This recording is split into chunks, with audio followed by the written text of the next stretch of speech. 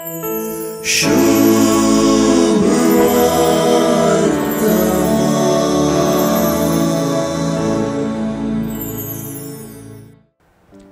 सुवार्ता रीत ह्या फोंडा लागी दूतान सांगलेलें ऐकून त्यो स्त्रियो अर्धे बियान आनी अर्धे संतोषान म्हणले बरी समाधीतावन शिसांक खबर दिवंक धांवन धांवी गेल्यो म्हणून सुरू जाता.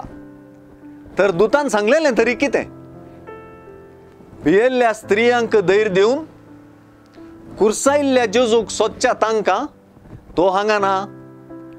ताणें सांगिल्ल्या प्रमाणे ताका जिवंत उठयला. येया ताका निकेपिल्ली सुवात पळया म्हणून सांगून हिस्स खबर ताच्या शिसांकी सांगूंक आनी गालिलेयान तांकां तो मेळटलो म्हूण सांगूंक दूत संदेश दिता. सुवार्तेकार आज विशेष करून जेजूच्या फोंडाक पारोत करून रावुल्ल्यांची प्रतिक्रिया वर्णिता.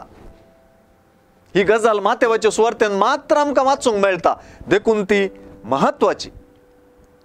मातेवा प्रमाणे जेजूच्या पुनर्जीवनपणाचो संदेश दिल्लो दूत त्या स्त्रियांक दिश्टीक पडच्या वक्ता पाऱ्यागार भियान थरथरोन मेल्ल्या परी पडिल्लें विवरिलां. जेजू पुनर्जीवन जालो आनी पाऱ्यागार मेल्ल्या परी पडले. कसलो विपर्यास! जेजू मरणा न्हिदेंतलो उठलो आनी आयचे सुवार्तेन पाऱ्यागारच सांगतात तशें पाऱ्यागार न्हिदोन पडले.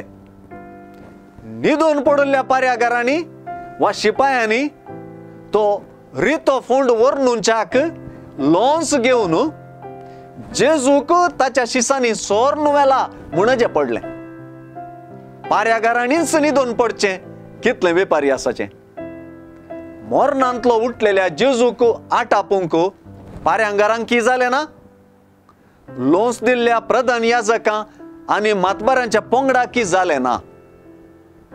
तो हांगा ना म्हणली खबर तांकां आकांताची जाली तर तीच खबर दूतान स्त्रियांचें बें पयस करून धैर्यान भरची, जेजूच्या पुनर्जीवनपणाच्या संतोषाची, जेजूक भेटच्या बरवश्याची आनी जेजूचिंत्र उतरां शेवटाक पावुल्ल्याची जावंक पावली.